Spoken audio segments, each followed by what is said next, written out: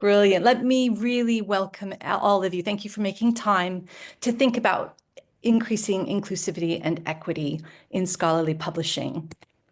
Today, what we will be doing is having a short presentation on the Equitable Pricing Framework launched by Coalition S.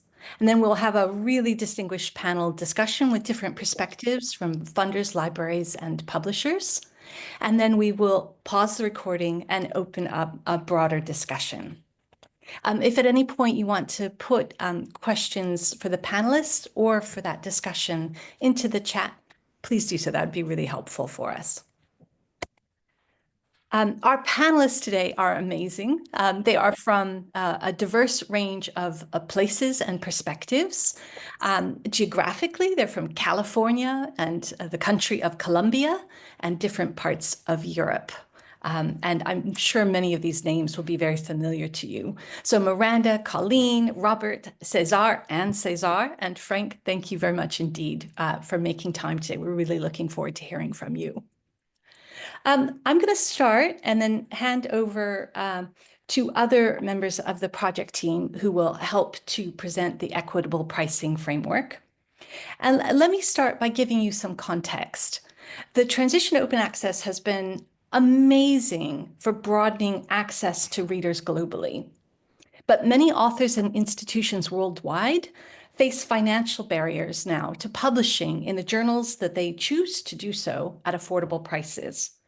And it was in response to this challenge that Coalition S, an international consortium of funding organizations advocating for open access, commissioned our team at Information Power to develop a globally equitable and sustainable pricing model for academic publishing.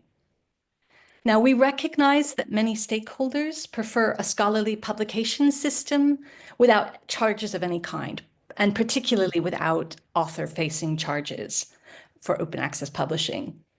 And our perspective is that while charges remain part of the landscape, part of the scholarly communication landscape, then it should be based on open and transparent data, and stakeholders should be able to calculate more equitable prices that reflect local purchasing power.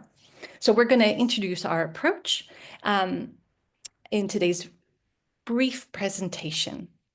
Let me start, though, by introducing the project team, Lorraine Estelle, who will be joining us a bit later, Dave Jago and Herman Mentink, who both just waved. They're very friendly. They will be talking about how to apply the pricing framework in practice. And I'm Alicia. So giving you a little bit of context here, let's start with what we mean by globally differentiated pricing that fosters equity. During the course of our project, we engaged extensively with stakeholders, including funders, librarians, publishers, and some researchers. And together, we co-created principles for global differentiated pricing that fosters equity. These cross over into 2 slides. The first principle is that crafting a more equitable world requires a concerted effort to empower and involve historically excluded stakeholders. And more equitable pricing is therefore just a step or a series of steps. The broader journey you and your organizations are on to increasing equity also matters. Second, funders and libraries ideally seek an aligned and consistent approach across content and service providers, an approach in which they are fully and meaningfully engaged. And we've sought to do that through cross-stakeholder engagement. And third, the principle is that both income and purchasing power for each country should be factored in to pricing if it is to be more equitable. And we'll expand on what we mean by that and how that can be done over the course of the presentation. The fourth principle is that equitable global pricing should be open, transparent, and easy to understand. Fifth, that it should be regularly refreshed using independent open data. And finally, that risks should be shared between customers and publishers. For example, the risk of currency exchanges. And we'll hear more about how that can be done in the course of the presentation. Let me give a metaphor to really focus in on why we think both income and also purchasing power need to be considered if pricing is to become more equitable. And to do that, I'd like you to just think about your experiences in the real world. Imagine two very different kinds of families with the same income, but living in different contexts or different situations. So, for example, one family might consist of a married couple with a child and a home fully purchased with no mortgage. The other family might consist of a single parent with 3 children living in a rented apartment. That single parent might have some debt, might be working 2 part-time jobs and juggling childcare responsibilities. It's clear that these families would have different purchasing power. They have different obligations, different means. So we really wanted to focus on how this concept of purchasing parity could be brought to life. I'm going to hand over now to my colleague Herman, who's going to tell us more about how that can be done in practice. Herman? Yes, thank you very much. Hello, everybody. So we're talking about purchasing power parity. And of course, when you want to work with that, you have to need a measurable thing. That's what we call a PPI, a purchasing power index, that in which you can make a number, a relative number for countries for this purchasing power parity. And most of you probably have heard of the Big Mac index, which is the most famous PPI, most famous purchasing power index. And that's the index that everybody's always talking about. It's published twice a year by The Economist. And it compares the price of a Big Mac over the various countries. And well, this product is much more expensive in one country than the other country, and so they make an index. Mostly they put the US at 1, and for instance, Switzerland is at 1.14. So, which actually means that it's cheaper it's relatively a little bit 40% cheaper for the Swiss to buy a Big Mac than it is for the Americans. And for instance, the same PPI would be 0.31 for India. In India, so actually it's almost three times more expensive to buy a hamburger in India versus at McDonald's versus the US. Of course, to calculate a PPI like that, you also need to consider currency differences between the countries. And my colleague Dave will talk a little bit more about currency. But we wanted to have to choose a PPI which is publicly available, the data for which is publicly available. And there are a limited number of PPIs available in the world. And of course, we just talked about that Big Mac index. That's something like it's only working on a hamburger, right? It's only one product where this index is made of, and it's also only available for the countries where the Big Mac is actually available, which is like only 80 countries or something in the world. So that brought us to how can we compare PPIs? How can we find PPIs? So we have been looking, and ultimately, what is very important then is does it apply to one product or does it apply to multiple products? How often is it updated? Is it very reliable in terms of the methodology that is used to measure it? And how about the data quality? Well, we compared all the PPIs, and we ended up that concluding that the PPIs that the World Bank, actually a program of the World Bank, the International Comparison Program, ICP, scores best on all the criteria we used to determine what is the best PPI. It is actually updated every 3 years and has a very solid and consistent research methodology. And actually, they even have about 30 or 40 PPIs available on all different product groups and service groups. So we have also been determining which one is most applicable to our academic publishing area. And actually, none of them really was. There's one that comes close, but that was only applicable for a limited number of countries. And actually, the correlation with this PPI and the most generic PPI that is published was over 95%. So we actually chose for the PPI that was based on GDP, which is of course the package of all the things in all the products in the country. So it, of course, it's not specifically for academic publishing, but it's the best one available, and it covers almost 200 countries, updated every 3 years. So we use that one. Thanks. Thank you, Herman. And let's go on to Dave now to talk about how to wield those numbers for each country in practice. Does help, Dave, if I can advance to your slide. There you go. Thank you. So in theory, it would be possible to use these PPP values directly. In other words, assigning prices that match directly to the PPP value for each country. However, that would be clumsy and inflexible. And it works much better if you group countries together in bands. And this has a number of advantages. It overcomes the challenge of dealing with more than 200 individual prices. It means that countries not covered by data can be assigned to the bands of countries similar in terms of geography and economics. And very importantly, it means when the data is updated, as Herman said, there are updates every 3 years. It means most changes will occur within a band, so fewer countries would experience price changes as a result.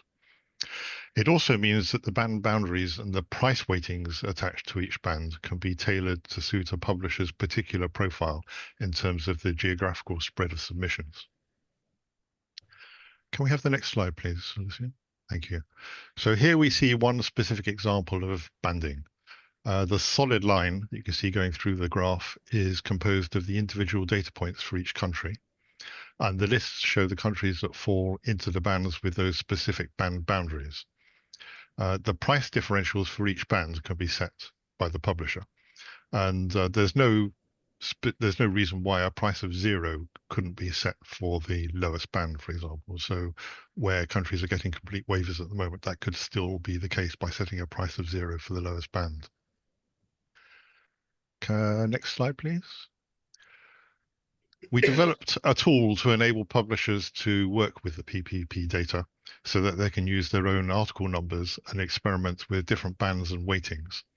And this is in the form of a spreadsheet which provides an output showing what will happen to revenue with any given settings.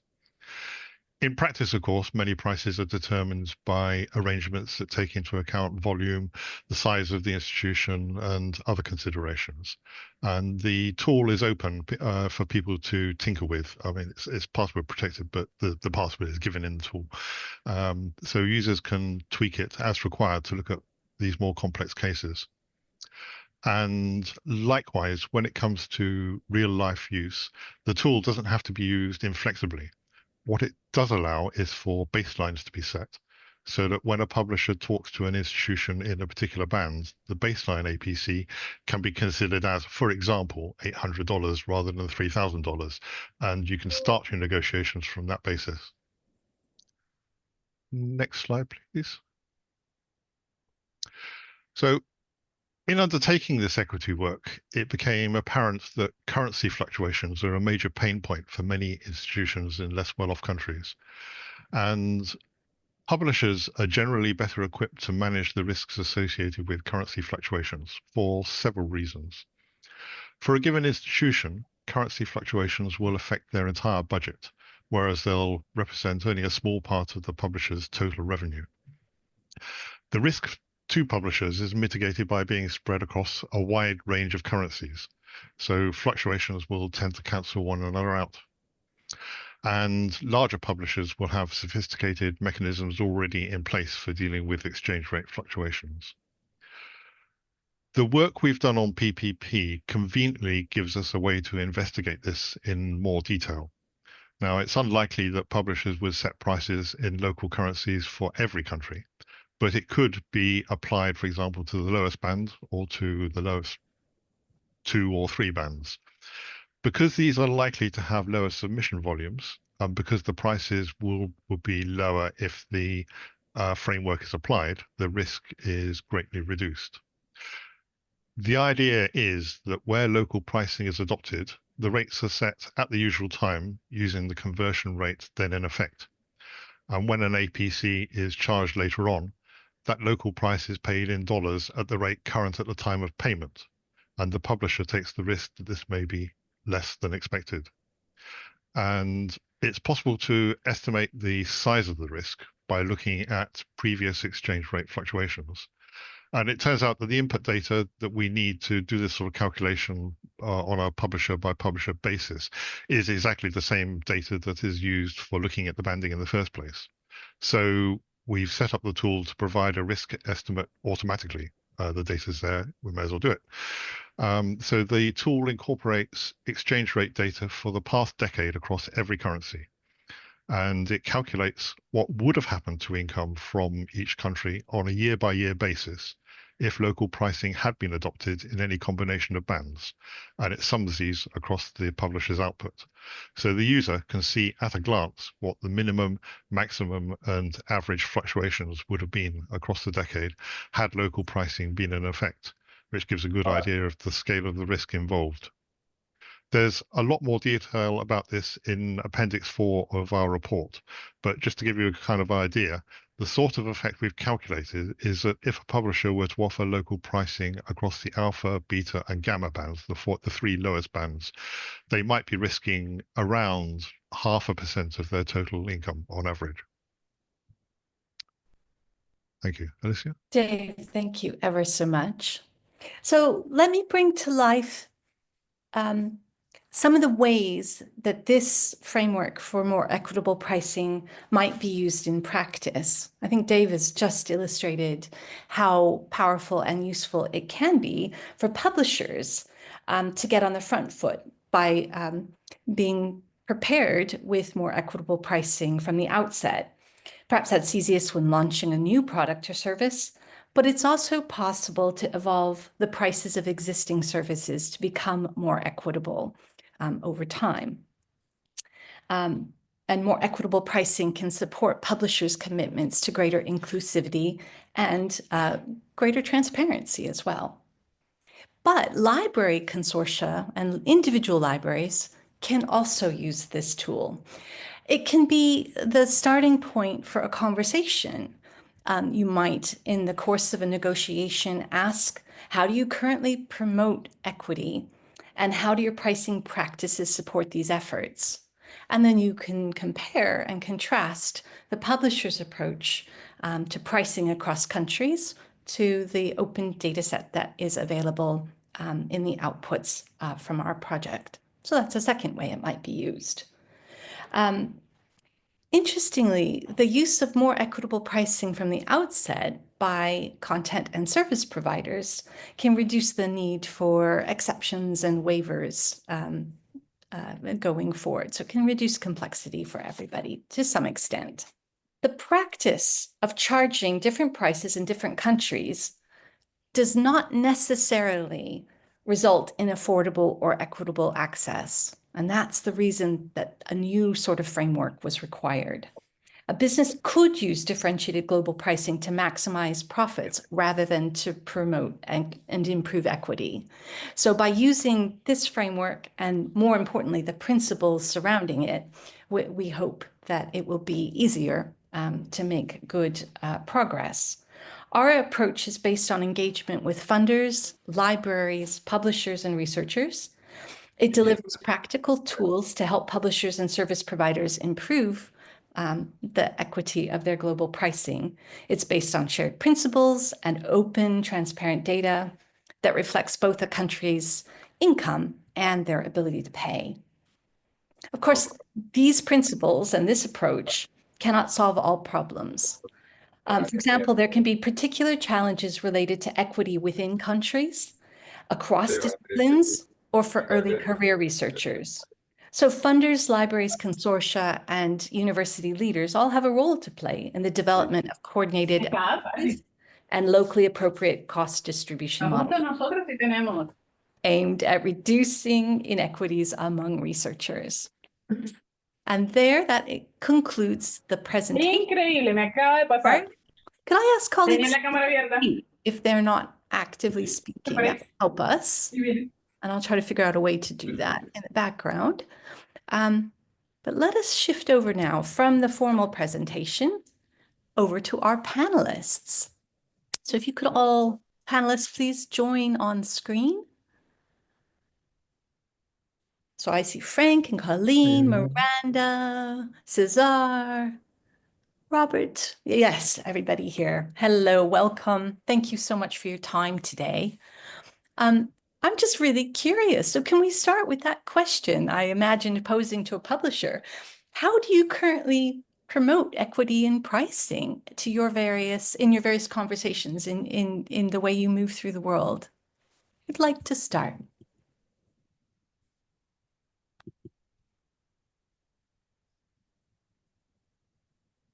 You can all unmute if you'd like to, panelists.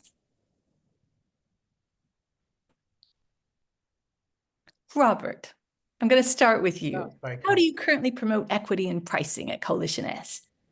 So many thanks. As you said at the start, we funded this initiative because we recognise that though longer term, there's a clear ambition to try and move away from article-based publication models. The reality is that they are still certainly for open access publishing, they are one of the prevalent models out there. So I think our view is that while they persist, we may as well try and make these as more equitable, or at least inequitable, as possible. So we see this, as you said, as a way to try and get pricing to be established on a more equitable basis.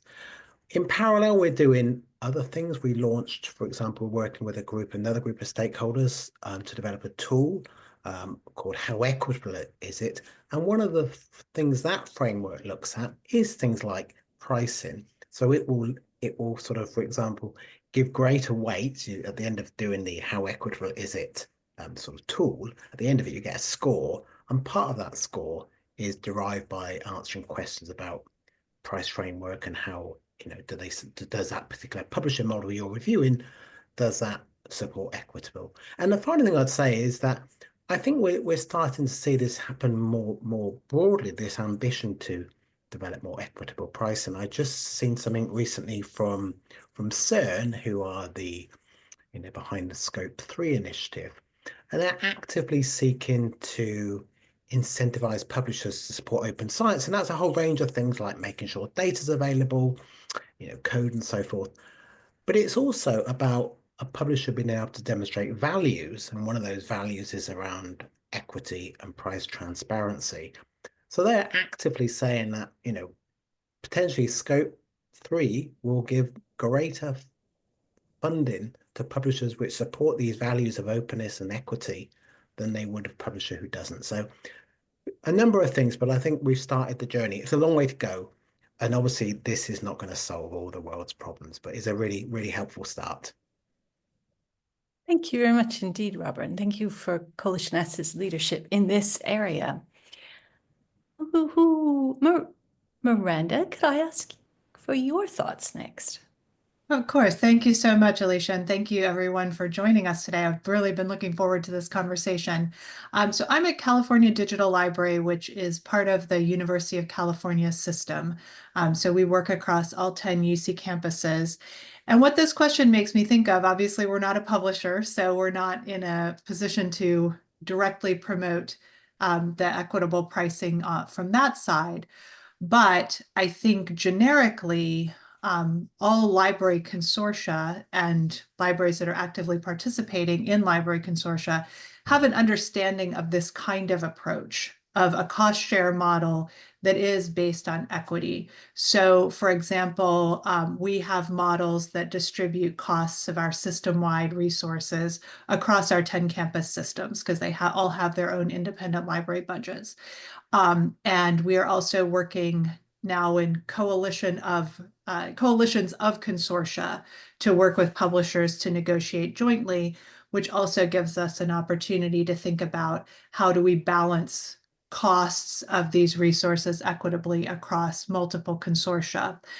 So one of the things that really sparked my interest when the Equitable Pricing Framework was first announced and made available was, oh, a cost share model. Okay, I understand this kind of thing. And I was very interested to see how it was based on the World Bank PPI model. I think that's a really good proxy for that ability to pay question. So coming at the question a little bit from a slant here, but I do think that publishers who are interested in this will find at least a very willing conversation partner in libraries, and particularly with your library consortia customers. Brilliant. That's really hopeful and inspiring, Miranda. Thank you for that. César, is that your experience in Colombia too? How do you all currently promote equity in pricing?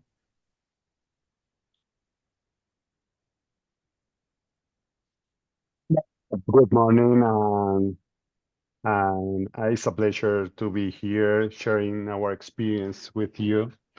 We are Consortia, a company that operates Consorcio Colombia in our country with 63 institutions, and we negotiated, helped by Kiley and other people 3 years ago, our first transformer agreement in our region. I think that at the South Global, the first one, and the experience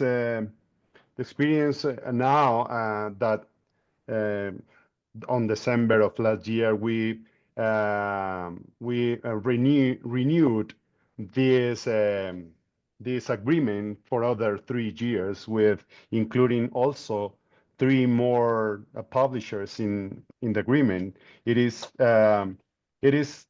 so particularly great because in the last 3 years we got a benefit of more than $5 million in APC that our institutions or also our professors couldn't pay in order to publish in open access. And of course, the goal or the challenge, the first challenge that we had was to have a equitable price in APC. How many articles we do negotiate with the huge publishers, starting with Elsevier, but also with Springer and with Taylor and Francis. And for this reason, I think that this framework would be an excellent tool in order to know how can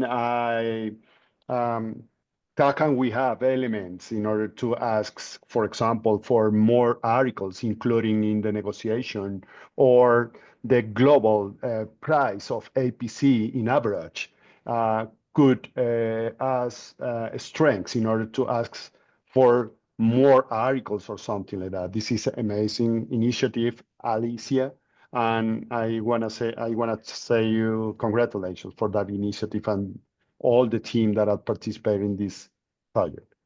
That's really kind, César. Thank you. And it's really exciting, actually, to hear that this is part of your negotiation dynamics already, and you can see how it might be useful.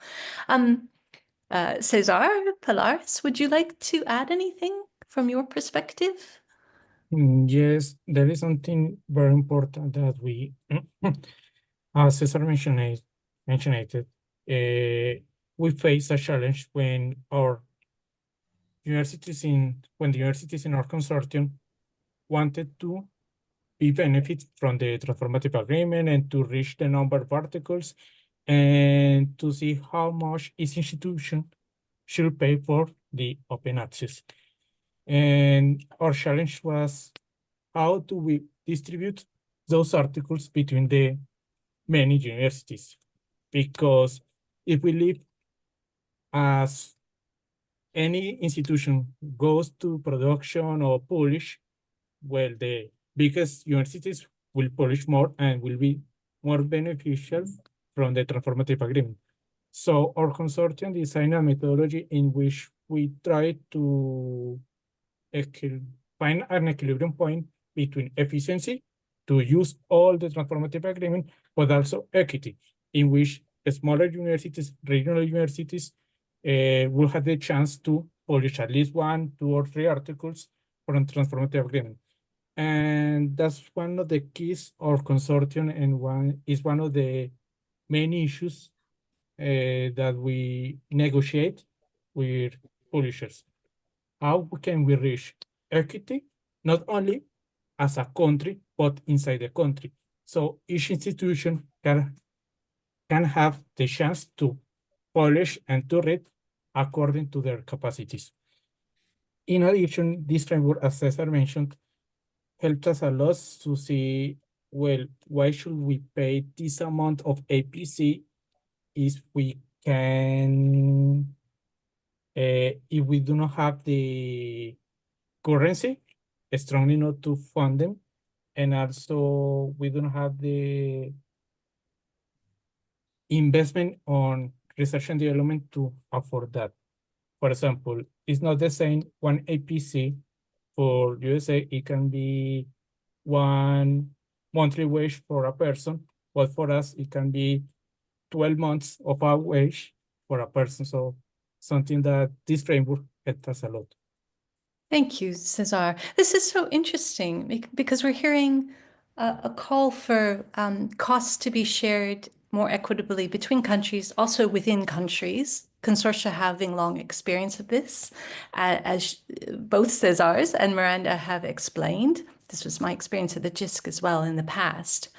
And really an invitation for publishers to co-create these approaches. Brilliant. Colleen, is this happening all over the world, or is it just California and Colombia? Well, what I can share is, I mean, the notion of equity and how do we have, or fair pricing, or pricing that, maximizes participation, as we've said. This is something that is definitely on the minds of the organizations that are part of OA 2020. And here, I mean, this tool, I think, is it's going to foster a lot of conversations in different arenas. So if I'm right now, the OA 2020 community is focused on transitioning subscription journals to open access. And one of the big problems of the subscription business model today is the fact that it's this lack of transparency around subscription investments.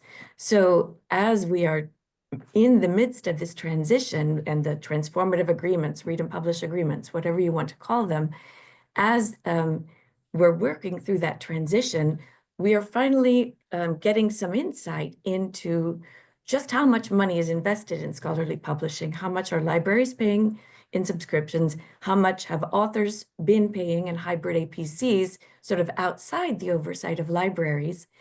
And with this new transparency, we are then able to have this conversation around equity and have some very challenging conversations with publishers, but also within the OA 2020 community. Because if all of a sudden, through the transformative agreements, we can see the publishing output of countries, we're now tracking that. Now libraries are involved. They're tracking OA publishing output, the publishing output of their organizations, of our countries. We know the APC price points. We can look at that, and we can start to compare, right? We can start to compare. Okay, and if we're coming from a place of where they're coming of a system and subscriptions where there was no transparency, all of a sudden we can see, hey, wait a minute, we were paying way too much. If, as we focus on output and rather than reading, we were paying way too much. Or maybe this other country or institution was paying way too little for, right? The investments are out of sync. The investments and subscriptions were based on reading, based on cost per download, FTE, but we're moving to open access. We're moving to different metrics, right? Right now, the metric is the service provided is open access publishing. And so we count articles.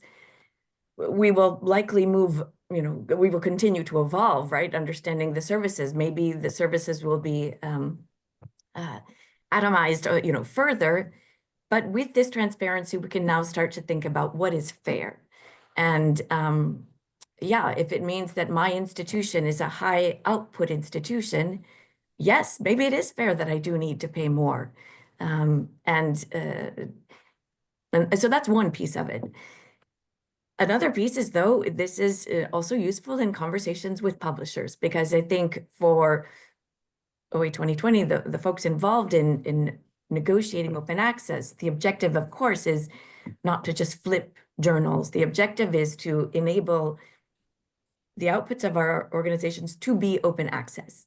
And that means all of our outputs, which means we libraries, consortia, we want to work also with fully open access publishers. We want to be able to invest in other infrastructure to support open dissemination of work. And so we need to start engaging with the publishing community and see what kind of pricing they have now and think about that together, so that it is fair pricing, because that is what is in the best interest of science. It's to have everyone be able to participate in publishing, and authors, the cost of publishing should not be go to authors, it should go to institutions, but we need that pricing to be fair. I love the idea that greater transparency empowers librarians to play a positive partnering role with publishers who want to evolve their pricing to become more equitable. Of course, the existing pricing practices have arisen over time, through agreements and negotiations. It's unsurprising if they're different in different places. If brought out into the open, there might not be historical inconsistencies to need to resolve. And the idea that libraries and publishers can work together to resolve those in an amicable and constructive way, brilliant. I really love that. Thank you.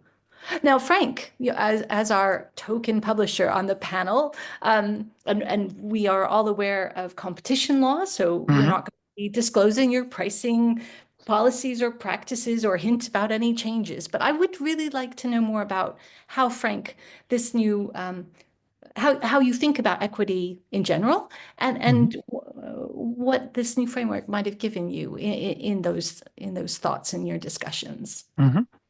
Yeah. So first, I wanted to thank you for the invitation. It's nice to be represented and to have a voice. It's a very important topic for us, obviously. So Frontiers is a gold open access publisher, so most of our revenue comes from APC, and most of it is covered directly by the authors, basically. So this is something that, of course, the principle of equity has always been extremely important to us. That's actually one of the founding principles of open access publishers. And I think what Colin mentioned is very important. There are two components in the equity in publishing. There is the read component, the read equity, and there is the publish equity. Obviously, the business model and the model of open access publisher is more equitable on the side of the access and maximizing participation in the publishing output. So now the second component is really the publishing equity, and it's important to note that the ability, as others were saying as well, is that it's a complex issue. It's not just about where the researcher is sitting, basically in which country, and the purchasing power of that country. It's more dependent on many different factors. So which university, the level of funding of that university, may also the funding of the researcher, because we talk mostly to researchers directly. And as you mentioned as well, the discipline. So there is quite a lot of diversity between different institutions in the same country. For example, we've seen, so I don't remember who mentioned India, but for example, in India, we've seen some institutions covering all of the APC for their authors, while other institutions, more than 75% of APCs are waived from a given institution because they are less funded. And we see the same disparity everywhere in Europe, in US. It's really not depending on just the purchasing power index. So our approach, because also we talk directly to authors, our approach has really been a bespoke approach from the beginning to ensure that we address this issue of equity as fairly as possible. And we always ensure that the APC payment is not a blocker for the publication of a peer-reviewed article. And we've always been very clear and transparent about this approach. Yeah, just maybe I can give you two numbers. So about, for example, for Frontiers, about 10% of the articles are waived or supported by the community, basically. They have benefited from fee support. And the vast majority was from authors from low and middle income countries. But what we see also is that only 25% of the papers published from low and middle income country have requested fee support. So that means 75% of them were able, one way or another, they didn't even ask for it. So that's also really telling that the approach that we have taken so far is quite robust, and we address all of the challenges of authors when they are not able to cover the APCs. Now, I see Colleen's hand raised, and I think you might have said something, Frank, a little provocative. Certainly some of the research we've done, and Colleen, I might be foreshadowing what you were going to say. Some of the research we've done with researchers in developing countries indicate that they're uncomfortable asking for waivers. It's embarrassing, or it's difficult to figure out how to do so. So just because the number of papers have been published without waivers doesn't mean that there's not a need there. But Colleen, have I guessed correctly? And do you want to come off mute? I'm sure you can make this point more eloquently than I've done. No, yeah, that's exactly right. I mean, I guess my point was, if we are, if there are publishers who are already offering discounts and waivers with a framework like this, why not do the math and just create a very transparent and clear pricing scheme that would, avoid authors or having to ask for anything. And that's also a way of just making it more transparent for the world, because I truly think that this notion of transparency and equity have to go hand in hand. Yeah. No, I fully understand what you are saying, but that means also that we would have less capacity to support also authors from high-income countries when they ask for a waiver. Some authors at some universities don't have research grants, or they belong to a discipline which is less funded. They ask for a waiver and they get waivers. So that means if we create a tiering and we already do the math, we would be much less reactive on really addressing the needs on the request. And people in, for example, in humanities and social sciences ask a lot for waivers, and that's because it's less funded. So that's a logical step. And we feel that right now, and we agree, we need to have this conversation to improve. We are always looking for improvement and to, as you said, maximize participation. And we are open, of course, for looking into this kind of frameworks. Absolutely. Frank, that is so very helpful, because you've brought out for everyone on today's webinar very clearly that there are challenges for publishers. And for me, you've helped me understand more clearly, if a publisher has been APC based and has made exceptions on pricing through waivers on a case-by-case basis, transitioning to a situation where you're trying to be more transparent and consistent globally, that's a huge change, actually. It's a kind of a double backflip at the same time, isn't it? So thank you for that. I think it's helpful for everyone to realize that this isn't a no-brainer for publishers. This takes conversation, and we've seen it beautifully illustrated between you and Colleen. Mutually constructive, respectful dialogue around this. Absolutely. Robert? I mean, I wonder, though, ultimately, and maybe this is the elephant in the room, that if we want pricing to be more equitable, are we ultimately expecting publishers to enjoy less revenue, less profits? Is that the only way this is going to be realized? Or can we So let me ask sort of just a naive question. Can we have equitable pricing and publishers continue to enjoy the profit margins they currently enjoy? Because if so, I've never quite squared that. I think if we're going to have ultimately lower prices in certain jurisdictions, then someone somewhere is going to have less revenue coming in, and I don't know. So I'll be interested to know Franck's views on that and others. Well, we have actually done some calculations on that, Robert, and it is not so bad as that it would feel, since they're already waiving a lot, and that's always like 50 or 100%, mostly 100%. So if this model would come into place, and every year publishers do their price increase, right? So they can, and let's say it's normally like 5% or something, and it's a to hedge the inflation. If they make it, for instance, 7 or 8%, a little bit more, then their price level goes up, and you can just calculate that they will probably be doing just fine in terms of what they used to do. So it's not as bad as that it feels like. And yeah.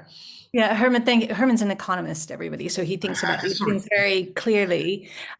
You also don't have to increase the price in one go for some and decrease it all in one go for everyone else. I think thinking carefully from a publishing perspective about how you gradually introduce changes can help minimize risks and that sort of challenge. So, for example, my day job is executive director of the Clocks Digital Archive, and we have a membership funding model. And we've been able to begin having conversations with new participants to our community, informed by this PPI about what would be a fair entry point for new participants. We can begin that way. We haven't figured out yet how to transition current participants onto more equitable pricing, but it doesn't have to be done in one step. Miranda and then Franck, please. Yeah, thank you, Alicia. And I think actually this goes to what I was already planning to say might help address the question that just popped into the chat about countries with bigger spending power. So again, I'm speaking as an employee of the University of California, so certainly a relatively revenue-rich institution within a wealthy country.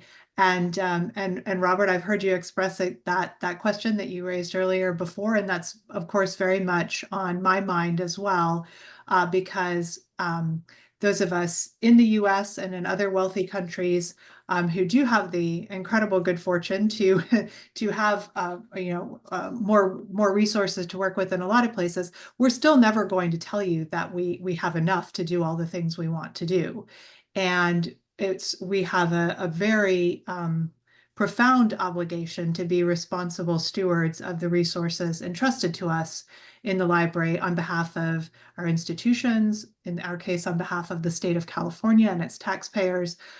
So you come to us with an 8% increase, we're not going to take it just at face value. So I think that goes to Colleen's point about transparency.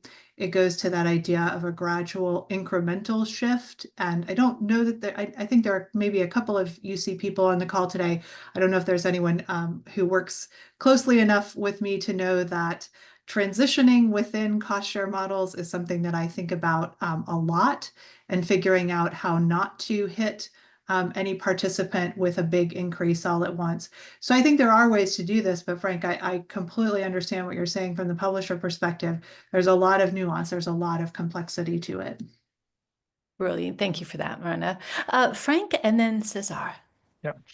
Yeah, thanks for the comment, Miranda. And as Alicia was saying, it's a double backflip for us, because right now all of the revenue comes from the APC paid by the authors, 90%, more than 90% covered directly by the authors from their research grant.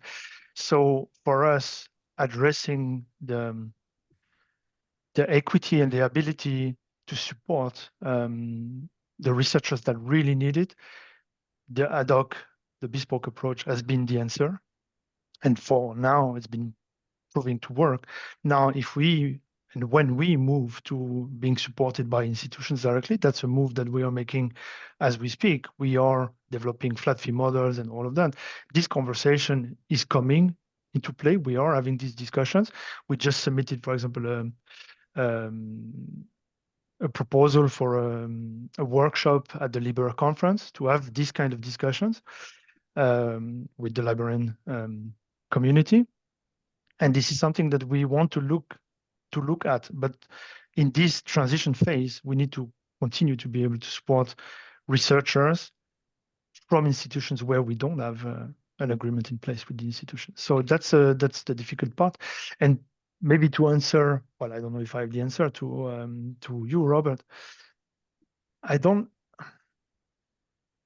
All in all, the costs of publishing have to be, if we give more on one side, everything has to be rebalanced to make sure that the operations remain sustainable. So forecasting two things at the same time, a transition toward institutional payment, and at the same time, the equity is complex. So we need to have these conversations for sure. Thank you, Franck. Okay. César, before we come to you, Leo DeVos had a question in the chat, which was, without naming publishers, are any of the panelists aware of any publisher that is currently planning to pilot the Equitable Pricing Framework? We are using it at Clocks, if that helps, but we are not a publisher. Okay, thank you for that. César? No, I just wanted to mention something about the comments in the chat. I think that it is very important that institutions and countries from the Global South constantly are communicating with the Global North, because we face different challenges and we face different perspectives. And if we begin such a conference of Berlin and other spaces, when we can interact to support each other, we could have a better perspective of equity. But it is also that publishers and their teams between Global North and Global South communicate better about the needs and specific characteristics of different countries, because we might face some publishers that some publisher teams focus on the Global South. They understand our needs, but when they interact with their counterparts in the North, they don't have a fluid communication. I think that those communities of practices, epistemological communities, is very important to have fluid channels of communication to start this work that I agree is not going to change 1 year to another to fit the situation. It's a long run strategy. Great, thank you for that, César. And ICOC might have a role here in facilitating discussions internationally as well. Now, Colleen, would it be okay if I stopped recording now, just to allow people who might be feeling shy to come forward as well? So let me do that. And I'm over to you, Colleen.